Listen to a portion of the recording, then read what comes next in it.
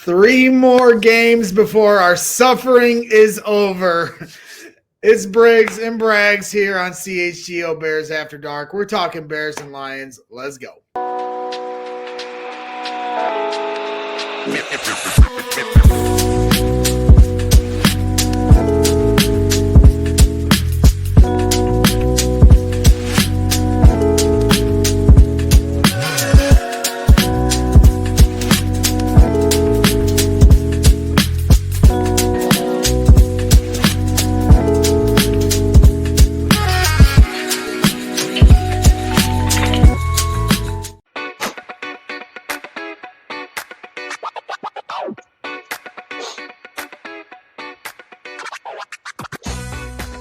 Welcome back to CHGO Bears After Dark.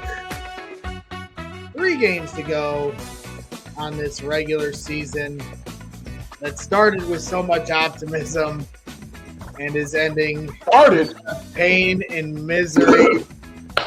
I'm back. I'm your host, Greg Braggs Jr. Alongside me, as always, is the legendary number 55, Lance Briggs, here for CHGO Bears After Dark. We're going to talk a lot about, obviously Bears Lions coming up 5 for 55 here, coming up in about 15 minutes. But obviously a lot of different things have happened here at CHGO Sports over the last 24 hours. And I know, Lance, that you had a couple words that you wanted to say. Yeah, just since I started here, was just really welcomed with open arms from everybody, and obviously I think just like we're all pretty shocked by the changes that were made, in recent time, man. So I just wanted to send some love out to everybody, and in particular, my guy Herb, that we really vibed on camera, and I wish all of them well. This is really on the heels of finding out, within the last week that one of my best friends, died in a car crash out in Sacramento, and trying to find ways to piece it all together. It's been a tough week. All right. And for everybody, that gets to come in or watch or be around, so a lot of times we see ourselves as being that a positive light in the room a lot of the times, and we're all going through something. We're all going through something. And so over these holidays, to just remember that tomorrow is not promised, and to hug your loved ones tight. So shout out to everybody, and rest in peace to my boy Henry Sonny O'Vera. Well, I'm sorry to hear that, and sorry for your loss. And yeah, I totally understand, where you're coming from, and this time of year is tough, for a lot of families and a lot of different people, and then obviously with everything that we've had to go through as a company, and obviously, losing life. I mean, I think that puts it into perspective. I mean, we talk sports for a living. You played sports for a living, and there's a lot of hard work that goes into those things. It's not to be sold short like we're just rolling the ball out and doing these things, but at the same time, it is a privilege to be able to do these things.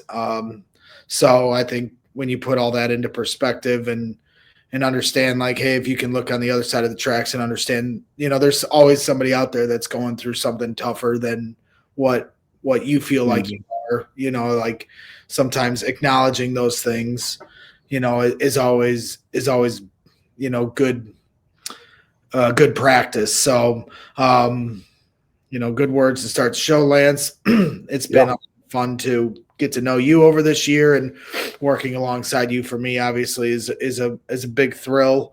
So I've always looked up to you in a big way, and Thanks, I know Brett. what's Thank that? You. Thank you. Of course. Not gonna gas you up too much now. Oh, it's all right. But it's the truth. I mean, and I know how much our viewers enjoy your insight and your passion for this team and your energy and your fun spirit. So, we'll get into the vibe check now of the day. And obviously the vibes are a little down here at CHGO Sports, but also the vibes, being down with our Chicago Bears. There's a lot of reasons we're down, Braggs. There's a lot of reasons. Man, the hits just keep on coming. But, now you've got, 3 home games coming up. And like I said, we'll get to our Bears-Lions preview here later in the show. So we'll focus a little harder on that. But just looking overall, am I crazy, Lance, that, you got the Lions at home. It's their second outdoor game in like the entire season. They haven't played a cold weather game all year. Mm-hmm. And then you get 4 days rest before you play on Thursday Night Football at home, where Seattle has to fly across the country and play on a short week the day after Christmas at Soldier Field. Then you get 10 days off to play the Packers, who may not play their starters. So now all of a sudden I'm envisioning a 3-game winning streak to end the year. Am I the dumbest person to ever speak about the Chicago Bears? Listen, without a doubt, that is some of the dumbest conclusions that you've come to this year. Yes, listen, even with the Lions in the state that they're in, losing David Montgomery amongst others, they just don't. None of these teams pose the issues that the Bears have right now. And right now, you can create as many situations as possible. Possibly that last game against a Packers team that may not play everybody. Possibly they'll be close, but Bears are going to find a way, as always. Bears are going to bear. They're going to find a way to lose that doggone game. So, did you see the guy that made the Bears are going to bear song on 670 The Score? Did he? I haven't heard it yet. But I bet. Yes, he did it to the theme of Bear Down Chicago Bears, but instead it's Bears are gonna bear. And he's got some great lyrics. So this is taking the world by storm. Bears are gonna bear. I wish it weren't true, but you know what? Sometimes we got to take our medicine, and it's true. The Bears are always gonna bear until they don't stop bearing. All right, look at it like this. That moniker, okay, was kind of passed over from the Lions. The Lions are in first place right now. And had they have not had all of these doggone injuries going into the playoffs, they're the heavy favorite to win it all. Okay. So even though the Lions are going to lion was really passed over to the Bears are going to bear, there's hope because the Lions are where they are now. So eventually we'll be able to pass this on, hopefully to the Packers, to be honest with you. If anybody deserves it, it's the Packers. I mean, good Lord. I mean, you thought maybe once Rodgers left that it was going to be their turn in the bucket. I mean, Jordan Love, I think, is more talented than I think a lot of Bears fans will give him credit for. I don't think he's at Aaron Rodgers or Brett Favre echelon, but not at all. He's certainly no slouch either. And I know some Bears fans want to say he's mid or whatever, but I would say he has a little more talent than that. So, no, but personnel-wise, they find guys that are going to produce. They find productive guys that don't constantly make knucklehead decisions, even when they play well. So there's something to be said about their process and the way they go about things, who they put out there to select to go out and scout players. And the guys that are coaching and teaching them. Right. It seems like there's more detail in what they're learning than what we are. Well, it's about consistency, right? And now that the Lions have started to find that, I think to your point of, okay, they have a bunch of injuries, and I think now Bears fans are prematurely celebrating the Lions' downfall. But, like, they kind of remind me of the Cubs in 2016, like a team that had been cursed for so long and always known to blow it. But, like, once they finally got to a point where their focus combined with their talent and potential, like there was nothing that was going to get in their way. They lost Kyle Schwarber to start that season, but they didn't blink. They didn't use that as, now our season's ruined. Correct. And like, they've already lost Aiden Hutchinson for the year, but they didn't stop. Their defense isn't perfect, but like they compete every time they step on that football field. So like, okay, David Montgomery's out, but it wouldn't surprise me at all if they find somebody that takes his spot. He's not going to obviously meet the level of how great David Montgomery is back, but they're not going to blink is my point. Yeah, and again, so when you talk about coaching, you talk about those leaders. There's guys that are in those coaching positions all along that staff that they understand how to coach the details of what they're implementing, and their players get it. So you're right, whoever their next running back is going to step in there. I'm bet he's going to be productive as well because they know what they're doing. They know what they're doing in and out defensively. Plug in a guy, may not be as good as the guy that was there before, but he understands how to get that doggone job done. So yeah, even with their injuries, they still have a good chance of making a big dent in these playoffs and possibly getting into the championship. Well, and so Jared Goff was asked, they're coming off a loss. It's only their second one of the year and their first in like 12 games. I think they lost week 1. Mm-hmm. They've been on this winning streak. They lose, here.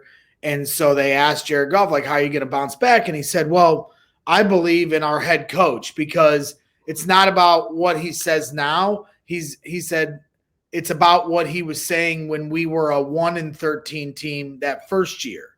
And so now that message that he had when they were a bad football team is something they've all bought into. And now that they're a good team, they understand that the message is clear and the vision is clear. Yeah. So for you, Lance, like, and this kind of, I think, combines with what the Bears need to find in a head coach, but like finding that coach that through the adversity, because anybody can sound like a great coach when you're winning, but like for you, what are the qualities in a coach that when the chips are down, what the message is to you guys?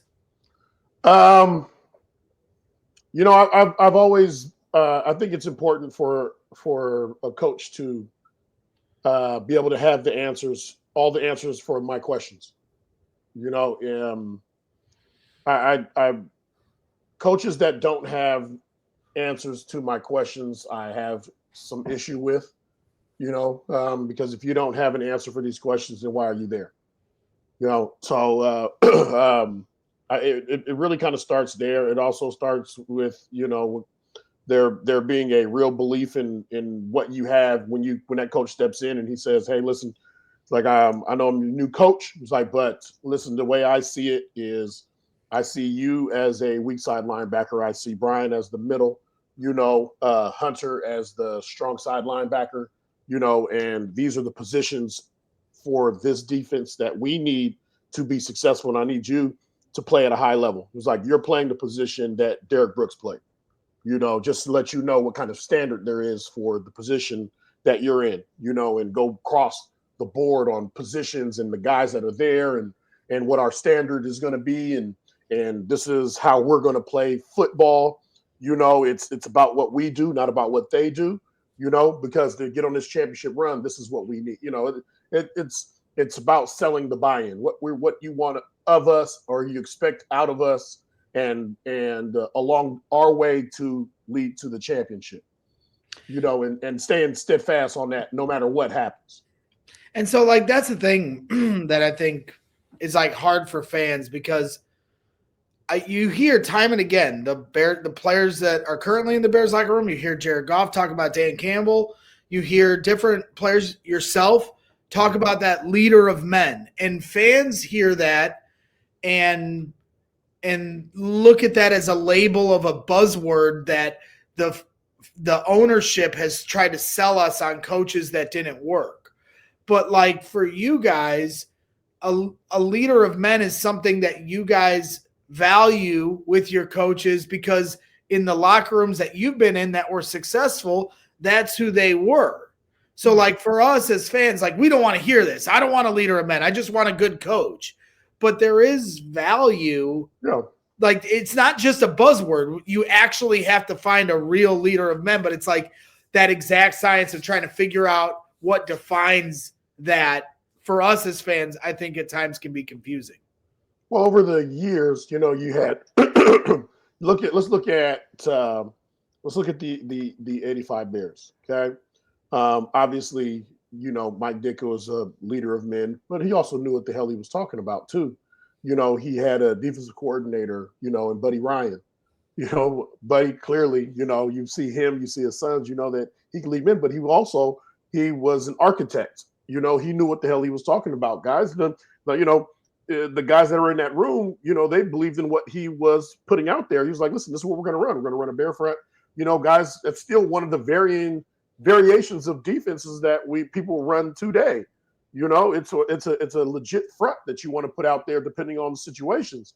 So, it's not just being a leader of men. It's a combination of all these things. But if you're lacking in one end, as a head coach, which is the one that you're able to lack the most? You know what I mean? Like, so you really need to be able to combine all of those things. And if you don't have all of those things, what coach makes up for that? That's in a position that can say, okay, I can handle this part. All right. And so, you look at, to me, it's Dan Campbell.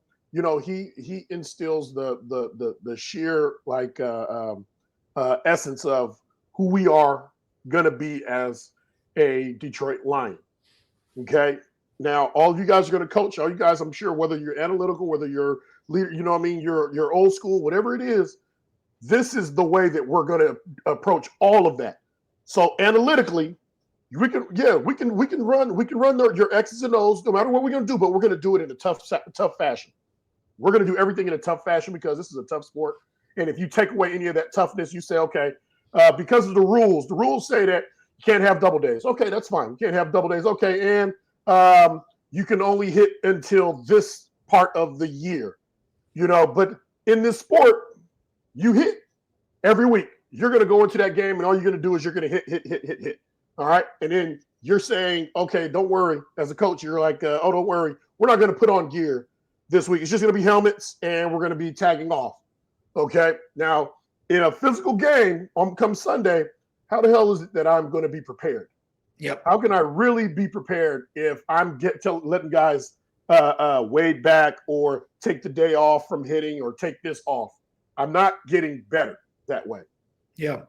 Well, yeah, I mean, to your point, it's not just about like leader of men in front of the room and how you speak, but in your actions of how you lead the team to put you guys in the best position to be successul. So like Matt Eberflus, I'm sure was respected by the players just as a person and a man. But when you don't execute and you don't understand what to do situationally at the end, that makes the team, part of the reason the team fails, then that's where the trust of, can I follow you in what your vision is? I don't know, Briggs, because here's the thing: if we saw holes in Eberflus's coaching, and we've seen holes from the very beginning. We've seen it, And I've admitted to the issues, his shortcomings. But, even with his shortcomings, we all saw improvement consistently from the defense, especially when he took over. So I'm like, every coach is going to have holes, but the team seems to respect him enough that, and he's getting a response from his team on the field. So they're trending in the right direction. So, all right, now we bring in, the offensive guys and bring in and bolster the offense. There's a chance that this can go somewhere because we've been patient enough to wait so long, that we have to see some things through. We really have to see some things through. And then, of course, the holes, he really exposed himself to the point where it's like, you can't hold on to this guy. And if we've seen it, the players must have seen it far before then. Yeah, no question. And one thing I know you've seen here on this show, and I have to give you a lot of credit, is that you haven't talked about my pimple on top of my head. And I appreciate that, Lance, because I'm really going through it. This isn't easy to wear this on my face today. And you're covering it up a little bit with your hat, which is cool. Yeah. I like that. That's what I would do. That's what I did. That's what I did in high school. That's what I did right there. I covered it up. and I would just press on it the whole I'm day. going through it right now, Lance. It's like I'm super stressed out with everything going on, and now I have a giant zit on my head. So thank you for well, not making fun of me to start the show about. Well, you got to stop rubbing pizza on your forehead, okay? That's where that shit comes from. That's pizza grease, man. Yeah, well, especially that pizza with pineapple on it. I don't know if you're a fan of pineapple on pizza. The Hawaiian style. I mean, I'm not against it. Not my favorite. Okay. All right. Well, we're going to get into the 5 for 55 coming up. We're going to be talking about, obviously, Bears-Lions here in a little bit. But I want to take a quick time out. So first, got to give a shout-out to our guys over at Sunnyside. Sunnyside is our guys. They'll probably be out at our tailgate here on Sunday. Love working with the Sunnyside people. They are great. Our friends at Sunnyside Cannabis Dispensary are here to elevate your winter, keeping you all warm and cozy here through the cold temperatures. Sunnyside is your home for judgment-free cannabis shopping. They have a crazy selection with over 100 different strains to choose from with easy online ordering and in-store pickup. Stop in the store nearest you throughout Illinois for expert guidance from their staff or select from quality lines like Cresco or Florical. Of course, good news, Island Vibes, Destination Relaxation, Puff Puff Paradise. They've got it all. Launching from now until December 31st, they have the Sunnyside Scratch and Stash, which is back again for the holiday season. Receive a scratch-off card every time you shop, now through December 31st, or while supplies last. Every card is a winner. You could win big, like 50% or $100 off your next purchase. Hurry in to see what you win with the Sunnyside Scratch and Stash. Visit sunnyside.shop for bright buys every day, including 50% off your first 3 online purchases. Enter the promo code HICHGO at checkout to qualify. Exclusions apply. Sunnyside Cannabis Dispensary, bright buys every day, only for 21 or older or Illinois medical card holders. Also got to give a shout out to our guys at Miller Lite. That's right, our guys over at Miller Lite. Also going to be at the tailgate here coming up on Sunday. So make sure you go to allchgo.com/events to get your tickets to one of our last 2 home tailgates at the corner of Wabash and Cermak. But you can have some Miller Lite with us when you get there. And a lot's changed over the years. But one thing that hasn't is the great taste of Miller Lite. Another thing that hasn't changed is that it's less filling. So what is the best thing about an original light beer? Well, Miller Lite sparked this debate in 1975, and we still haven't settled it. It's about great taste or less filling, but Miller Lite keeps it simple, undebatable quality, great taste, and only 96 calories. Miller Lite is the official beer of the Chicago Bears. You don't have to choose what's best. Miller Lite has great taste and is less filling. Tastes like Miller time. To get Miller Lite delivered right to your door, visit MillerLite.com/CHGO football, or you can find it pretty much anywhere that sells beer. Celebrate responsibly. Miller Brewing Company, Milwaukee, Wisconsin. 96 calories per 12 ounces. Fewer calories and carbs than premium regular beer. Make sure you go get yourself some Miller Lite. Oh, man, let's get it rolling here. Enjoying our Thursday, getting ready for Thursday night football here later tonight. So make sure you're enjoying your football. Hit that like button while you're hanging out, of course, for our guy, Lance Briggs, as we get into his award-winning segment, soon-to-be award-winning segment. We haven't gotten the Emmy yet, but I'm sure we're going to get it, and that is the 5 for 55. Yes, I like that. That's very good. A good addition to the 5 for 55 segment. You're looking like, what's that? The dancers, from the 60s. Oh, yeah. Let's do it. Yes. So let's get into the 5 for 55. Kind of some different roundtable projections here as we're coming up on postseason play for college football, which starts tomorrow with my Notre Dame Fighting Irish taking on Indiana at Notre Dame Stadium. And then, of course, we've got the NFL playoffs right around the corner. So we're getting to that time of year. So I wanted to get your early predictions on some different things as we get into it.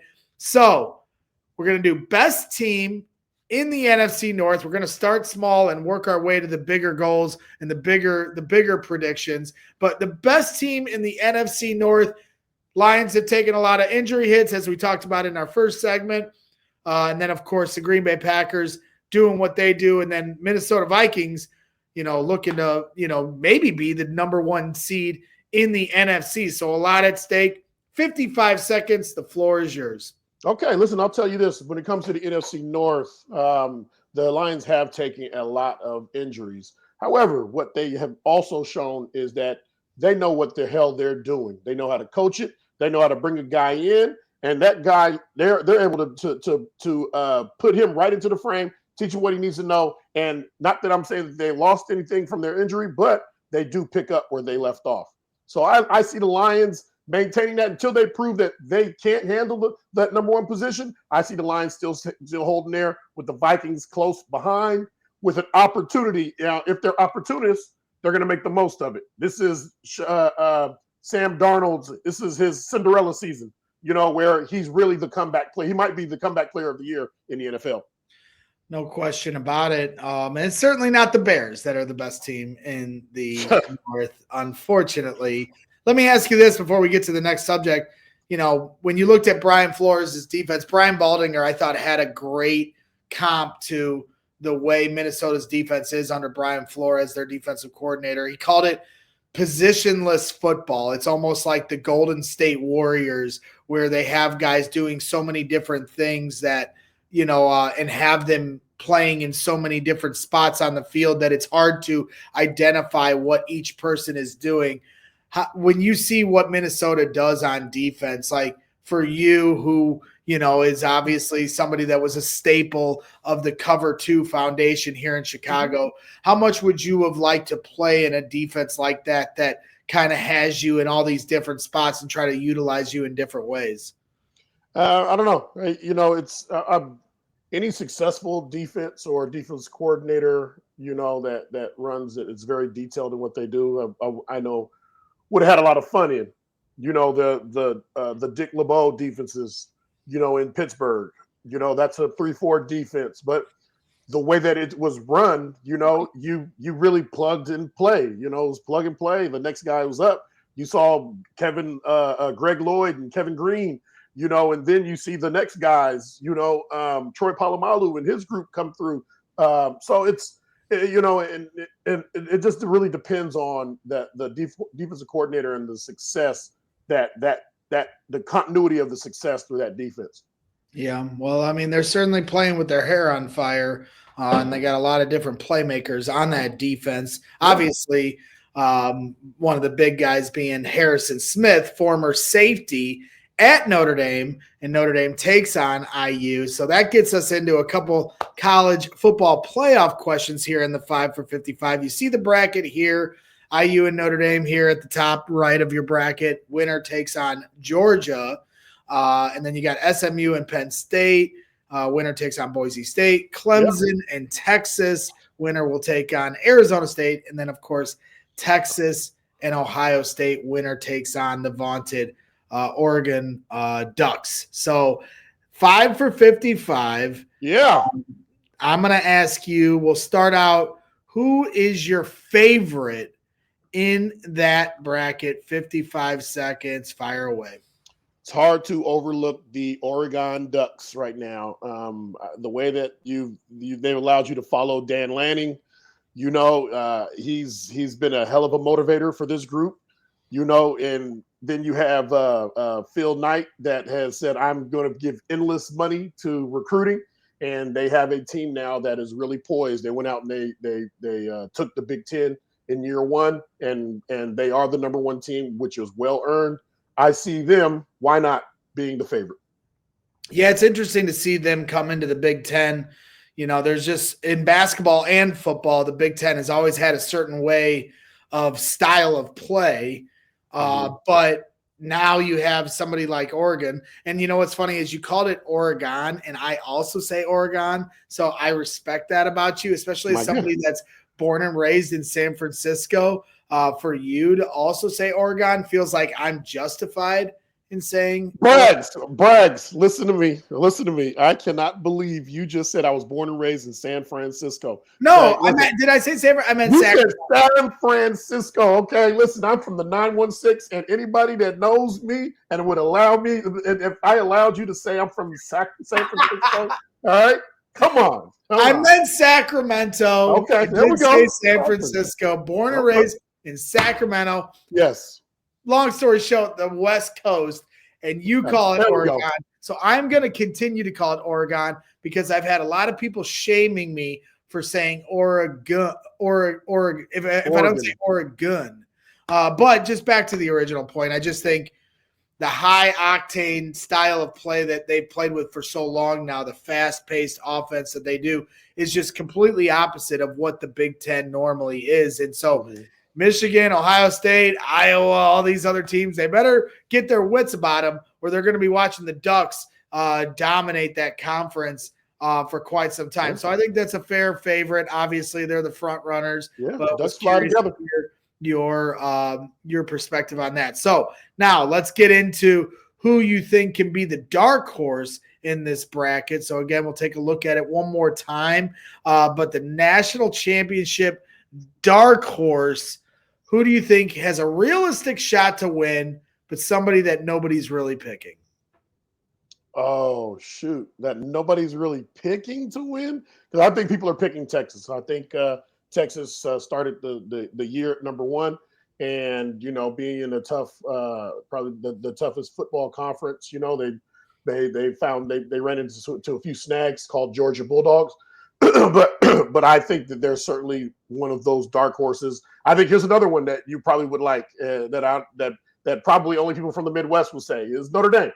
Notre Dame started off with a tough start, but has ascended since. And I don't see them looking back. I think that they're up for the challenge. And if there's any team that could be the dark horse and win this deal, it's Notre Dame. I like that you said that. And you know what? As much as I'm a diehard Notre Dame football fan. I have been my whole life, but I'm very jaded about Notre Dame because I've never felt like they've had a realistic shot to take down the big dogs from the SEC, the Georgias of the world in those moments that matter. And when they got to the national championship and played Alabama, back with Manti Te'o, I can remember my uncle trying to convince me to go to the game. I'm like, Uncle Bob, they're going to get the doors blown off them. They're playing Alabama. There's literally no point in me going down there. And then, of course, they did end up losing by like 45 points. And so it's like, but I'm kind of leaning to agree with you because, Notre Dame hasn't won since 1988, national championship. They lose to Northern Illinois earlier this year.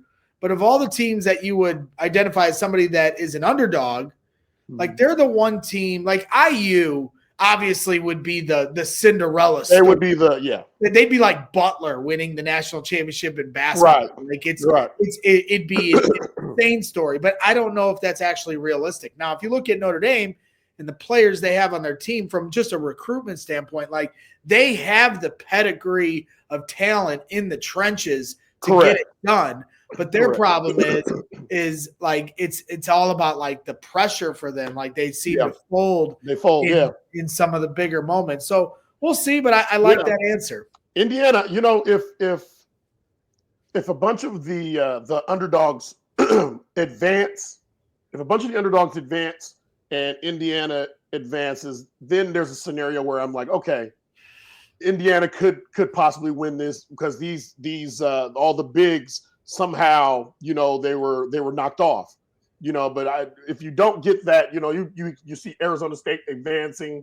Ohio State obviously is one of the bigs, but Boise State or SMU advancing. And now you have a field where it's like the final four or the top two could potentially really be some of the Cinderellas.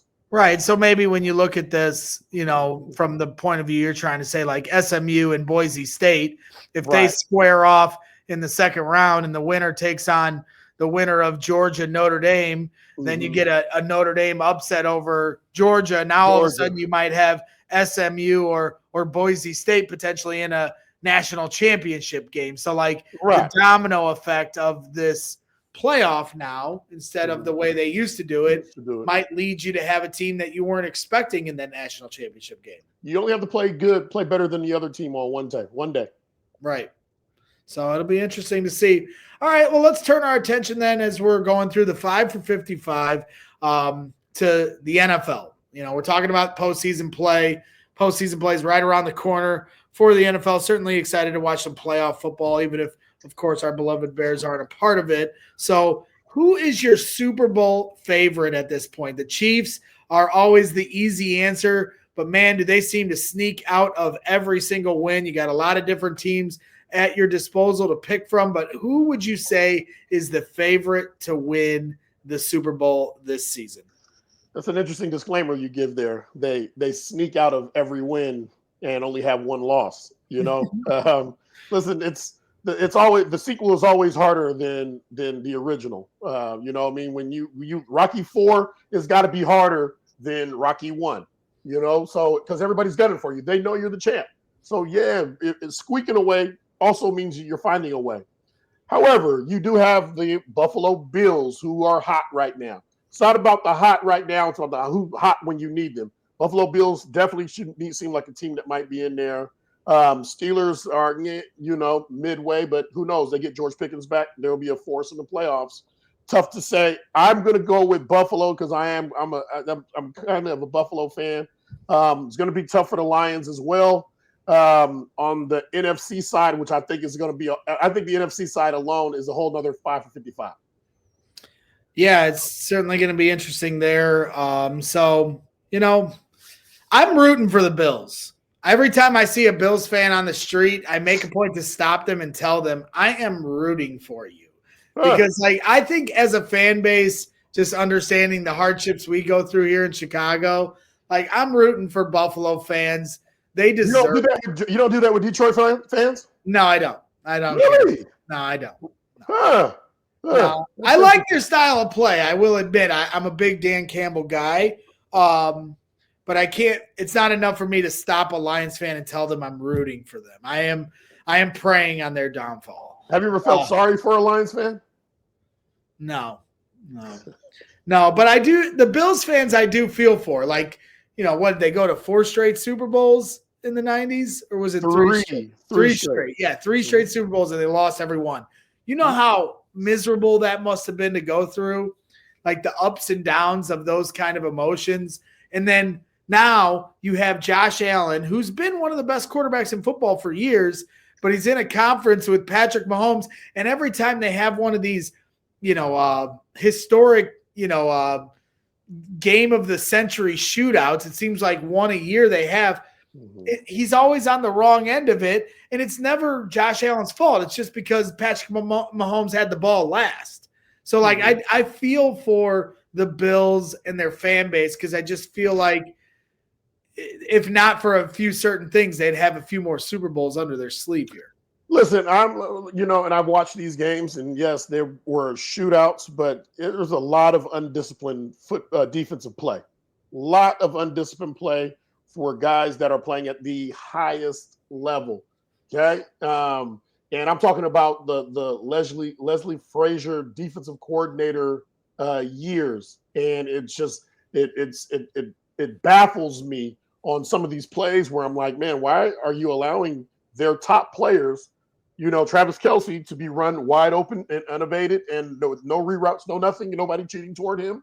You know, it's you're giving them the opportunity to drive down. And I don't know, like people always say, hey, is the game fixed? Is it fixed? I don't think it's fixed, but it sure as hell sometimes does look like it. Yeah. So we'll see if Mahomes is going to get there again. Wouldn't surprise me. Never want to bet against him, but I think if there's any year where somebody could upend him, it could be this year. So that leads to our final question here. That's tough, Braggs, because I bet against Jordan every year too.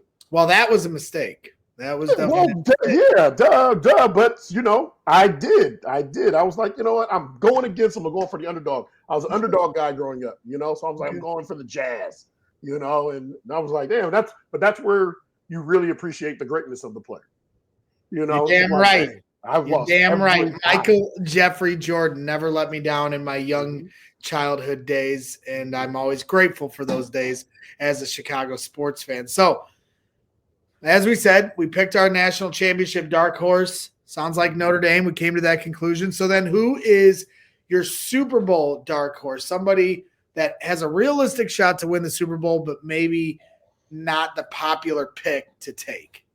55 seconds. The floor is yours. Oh, that one. It just seems like I don't know. That's a good question. That's a great question. Let me throw a name to you. Let me throw a name to you here. The Pittsburgh Steelers. That's what I was thinking. I was thinking the Pittsburgh Steelers. I just think they certainly have enough in their personnel if they're all available in the playoffs. They have a scheme that they've been a part of for years that's effective. It works, and I think Russell Wilson can be a guy that absolutely can exceed in it. So I think they're going to cause a lot of trouble. They're going to cause a lot of trouble if they hit at the right time. And then, of course, your boy Justin Fields will get himself a Super Bowl ring. Could you imagine this? Could you imagine he runs it in for the game-winning touchdown? Listen, and then you can incite a riot on Bears Twitter by messing with us some more for your love. Listen, there will be people going crazy, Steeler fans going crazy. Justin runs it in for the Super Bowl. Bears fans will be like this. Oh, honestly, the way this season has gone, now that we're going through this exercise, the way this season has gone for Bears fans, that is exactly how this season is going to end. The Steelers are going to get to the Super Bowl, and Justin Fields is going to have 2 touchdowns or something it's exactly how this is going to end. I should have seen this coming. So I'm glad that we did this today, because now I've had an epiphany that this is how it's going to end for us, and we're just going to have to wear this forever. Oh, goodness. Maybe we can trade. Well, then after that, we'll try to trade for Mike Tomlin. Well, yeah, exactly. And then and then we can bring Justin Fields back too, right? Because he potentially would be a free agent at the end of the year. So we shall see. But, we're getting into that. Of course, wraps up the 5 for 55. Make sure you're hitting the like button while you're hanging out here. For Lance Briggs here on CHGO Bears After Dark. We appreciate you guys. We are live after every game, and we will be once again here coming up on Sunday for Bears Lions, which gets us into our preview here. Of course, the Bears taking on the Detroit Lions at Soldier Field. Second time they've played them. Obviously, the last time they played Detroit on Thanksgiving night was the final nail in the coffin for Matt Eberflus.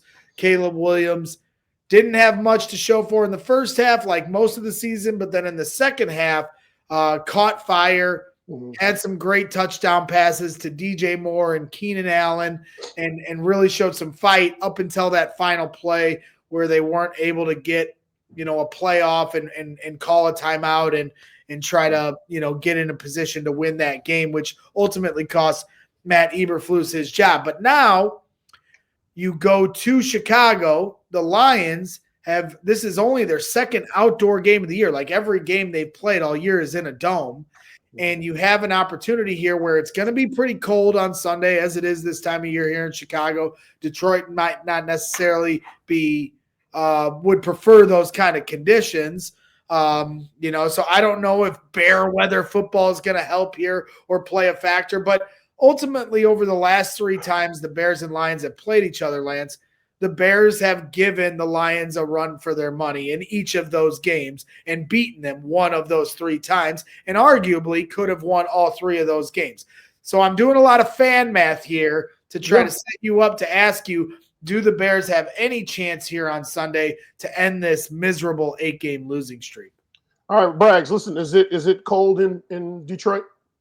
It is. It's cold, right? It's cold. You say it's cold, right? It's cold outside, right? Outside. Right. But Yeah, they're in a okay, dome. so They're in a cushy dome. They don't go outside. what They I'm hide saying from it. is, when it's time for them to practice, is it possible for them to practice outside? In They might. preparation I mean, of, in I can't preparation say of. for certainty, but I'm assuming they have an outdoor practice field. Will they do it? I don't know, but that option is there in Detroit. That's not an option that you have, in Jacksonville, or Miami, or Tampa. They do have the ability to practice outside to prepare for an outdoor game. And I don't know how they've done it in the past, but Detroit they're no stranger to cold weather. So, as much as I hate to say it, I hate it probably about as much as I hate having a pimple at this age, but it's not going to help the Bears win this game. You know what I mean? Yes, and I'm the one with the pimple. I'm going through it. Thank you very much. It sucks, and it's one of those ones you can't pop either. It's miserable. Wow, it's too But early. the Bears have become the pimple that I can't pop either. So it's definitely gonna be interesting to see how they adjust with David Montgomery being potentially out for the season with a torn MCL. They've had a few other injuries to their defense as well. I mean, the hits just keep on coming for Detroit, but they don't necessarily blink either. So now you go into Chicago here, and it feels like Chicago's playing out the string, so it's really about will. Like, I think we talked about this on the postgame show on Sunday. The Bears defense, even though they gave up 30 points, I thought really showed more effort than they did in the Niners game. I know it's a low bar, and I'm, really pulling at strings here to find something to like hang our hat on. I don't see them strings.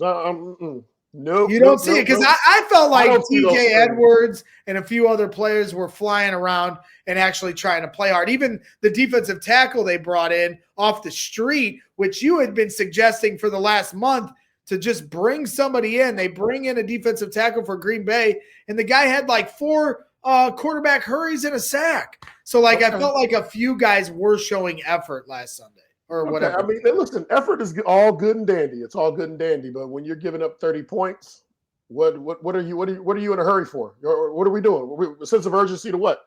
Right. That to me means you're putting a whole lot of effort in, and you're not being effective enough. You're not being effective. So yes, we can hustle. Anybody can hustle, but if you're hustling and you're making a tackle, and they say, hey, Greg Braggs Jr. on the tackle, first down. Okay, you hustled your butt off. But they still got a first down. You see what I'm saying? Yeah, I definitely see what you're saying there. And that was the thing. Courtney Cronin, who does great work, for ESPN 1000, she's fantastic, and she said these are the numbers since week 7, since the Hail Mary for the Bears defense. So this is with Matt Eberflus for half those games, and then without here, obviously the last couple. But since the Hail Mary, they're 32nd in total QBR. They're 32nd in yards after the catch allowed. They're 32nd in yards per completion allowed. 31st in QB's time to throw from the pocket per pass. 31st in first downs allowed per pass. 31st in yards per drive. 31st in drives that result in points. And 30th in pass rush win rate. So essentially, Lance, through all those numbers that are so glaring, as you said, you can have all the effort in the world, but look at what those numbers tell you. Have you ever seen a team just it baffles me how this defense, yes, they've had some injuries, losing Andrew Billings hurt, but how you can go from one play against Washington and be one of the top defenses in the league to being one of the worst, and me not questioning your heart and desire to not quit. I understand you're mad at your coaches, but how can you let go of the rope that hard as a defense? There's no way they're as bad as those numbers indicate. Right. Maybe they again, what we've seen from Eberflus and him exposing himself. I said again, like if we're seeing it, the players saw it a long time ago. So the fact that, and he's a defensive guy that was called in the defense, the fact that the defense absolutely collapsed from their high horse, is not, it's not surprising. It was really kind of the last domino to fall, because the one thing that was holding him to the Bears was how good his defense has been playing. So maybe the writing was already on the wall and they knew it. They said, "Hey man, listen, this is not it. This is not it, and I don't feel right in it." You know what I mean? We're carrying this load, but we're doing it in spite of him. Yeah, and now, as I said last week, the thing that I found intriguing about the Minnesota matchup was the adjustments you'd make if you're Thomas Brown, Caleb Williams, and the offense, where you had success that first time against Minnesota, offensively and statistically, and see how you can adjust through the adjustments that Brian Flores made. Well, guess what? Brian Flores won that game of adjustments, where they weren't able to have the same offensive success that they had in the first go around. Well, that was on the road last week, so a little tougher environment. This time you had success against Detroit, but now you're coming back home. And so this is another test now for these guys to show that they can carry over that success, be prepared for the adjustments that the Lions are clearly going to make to try to avoid what happened in the second half of that Thanksgiving game. So I'm just trying to be hopeful that the Bears can find a way to break this losing streak, take some of the success that they've had and amplify it here in an opportunity at home to upend the Lions. But it's a tall order. There's no question. The Lions are one of the best teams in football, and it's for a reason. They're well coached. Look, the NFC North teams travel extremely well in the States, and I remember the home game against the Lions last year, and how many Lions fans were here. There was a lot of royal blue, baby blue, whatever you want to call it. There's a lot of that, and I've always, the Bears always travel well. We're in a state now where we're not in the discussion for playoffs. Really the talk for us is going to be the offseason move, who's the next coach decision, the free agency, and in the draft. So as far as a hostile environment, like there's going to be a lot of royal blue in Soldier Field. A lot of royal blue, more than people would expect. They're going to walk around with their chests held out and their heads up high. Okay. And, if there's any hostility, but Lions fan going to let you know right now, who's in the first place, and so it's just one of those deals, man, where when I hear you say hostile environment, it's only hostile until they make their first play. Yeah. No, and then the Bears fans get hostile against their own fans. Oh, yeah. I mean, what's the craziest thing that was ever? I mean, you're a legendary Bear, so I'm sure you had nothing but flowers thrown at you as you were running in the tunnel. But I've heard some pretty awful things said to players running through that tunnel, at halftime or when the game's over. So is there any moment you could ever recall, from an interaction with a fan at a game? Is there anything that comes to mind? I'll tell you this. You know what? Being on the sideline in games, and especially like my rookie year, my first year, second year, where it was people didn't know my name, so it was, "Hey, 55, hey 55, hey 55," and then you kind of look in to see if they can see your last name. "Hey 50, hey Briggs, hey Briggs," and so. Here and there, you'll hear your name. You'll turn around and be like, "Fuck you," And then, but as the years went on, then it's like, "Briggs, hey Briggs, and they'll say whatever they have to say, and then you'll be next to a young guy, and they're like, "Hey 59, hey Briggs, hey 59," So I felt like, yeah. So I was like, what?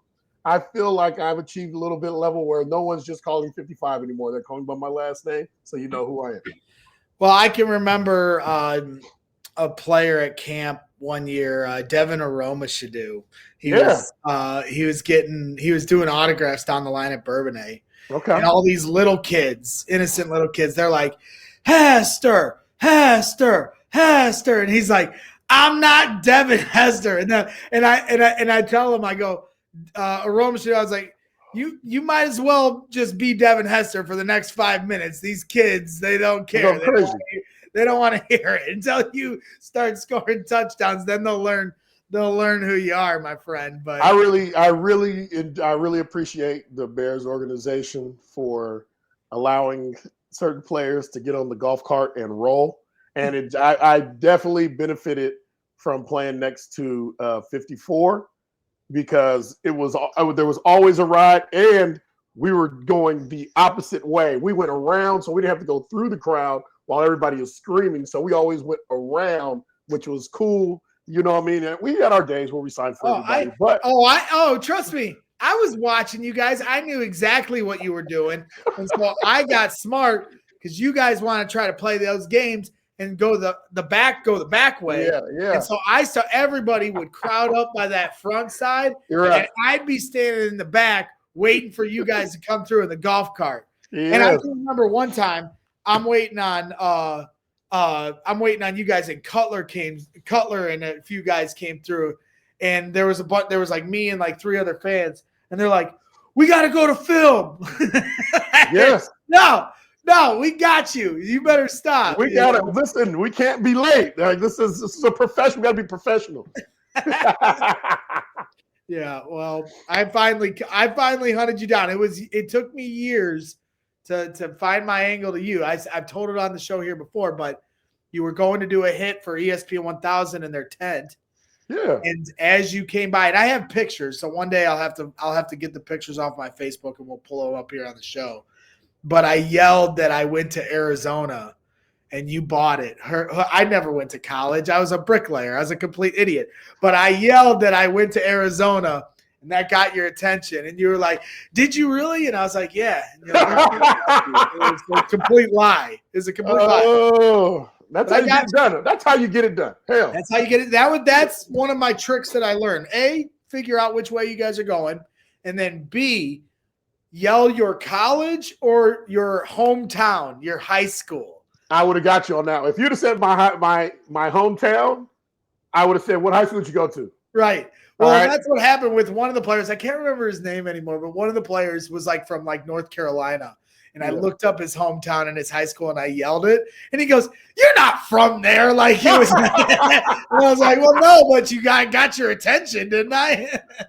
So those were the games I played to try to accumulate. I have I've said this on the shows before, but I have like over 60 signed jerseys, and probably 40 of them are Bears jerseys, because every year I'd buy like 1 or 2 a year. At first, like 20 years ago, I used to, like somebody would have like a flag with every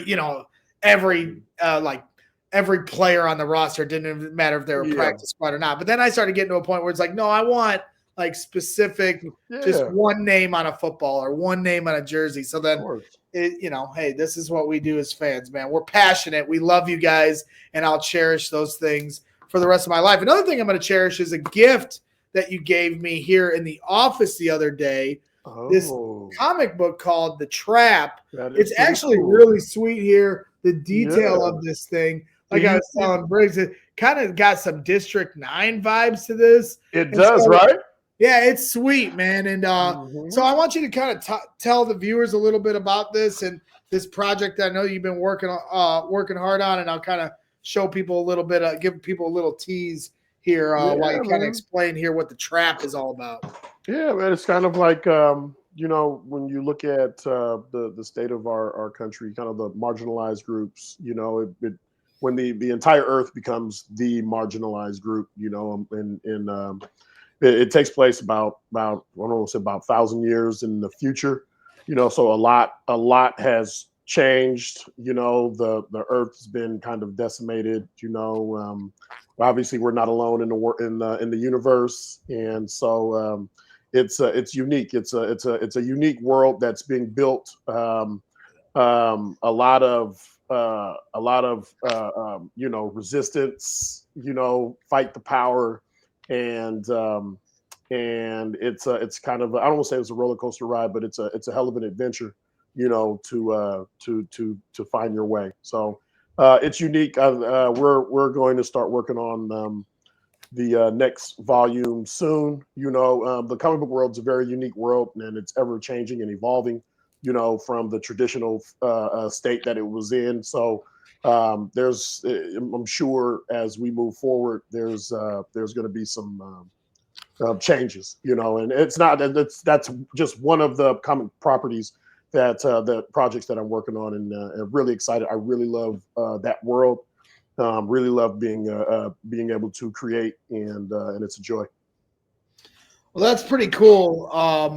A lot of Chicago. At the end, they've got the design process here. So see like kind of how you guys saw the vision to start. I mean, you'll see a lot of Chicago. Yeah, you'll see a lot of Chicago there. There's odes to Sacramento in there as well.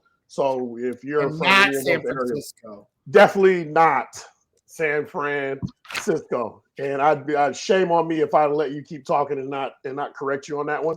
But it's all right. It's okay. I understand. Well, this is awesome, man. And honestly, I had no idea how passionate you were about this kind of stuff and the comic book world. And that's really, really cool stuff. And this is awesome, man. And I'm definitely going to look through this and read it with my daughter. And it's interesting, like between you and I know Izzy Adonijay, got into some of the design work that he's done and stuff. So it's cool to see you guys kind of expand your horizons beyond the football field. There's a quote here in this book to your point about the basis of this book and marginalized. When the world everyone becomes marginalized, and Alfred Adler says empathy is seeing with the eyes of another, listening with the ears of another, and feeling with the heart of another. And I think that message and I think resonates, especially with the way we started this show, and we talked about some of the things that we're going through here as a company here at CHGO Sports, and what you've gone through here, losing your friend here a week ago. And so I think that's a kind of good way to end this show is trying to put yourself in someone else's shoes and understanding some of the hard times we're all going through at times, especially this time of year. And this is definitely the time of year to try to think about someone other than yourself as best you can. We all got to look out for our own, but it's always good to try to, try to put yourself in someone else's position. And empathy is something that I think is lacking in this society. But we're gonna always be real to the people and be with the people here at CHGO Bears and CHGO Sports. So. Make sure you're subscribed here to the show and hit the like button while you're hanging out. Always fun time here with you, L Boogie. You got it before we close things out. Hey, listen, as we get closer to Christmas, everybody, I wish everybody, nothing but holiday wishes and holiday love, and continue to spread it. I said this earlier in the show. Tomorrow's not promised, so make sure that you make sure the ones that you do love and care for, you let them know. Absolutely. Well said. And I look forward to the Christmas gift that you got me. We'll see what that is here in a week. Oh, it rhymes with executum. Oh, man. All right, that wraps things up. Thank you to everybody that tuned in here today. Thanks again to Lance Briggs, as always, for your insights. Again, hit that like button, subscribe to the channel, and then, of course, we will be here for you on Sunday for Bears Lions. 3 games to go. Not been an easy year, not been an easy season, but as always, Bears fans, keep your head up and always bear down. We all silly like the mayor.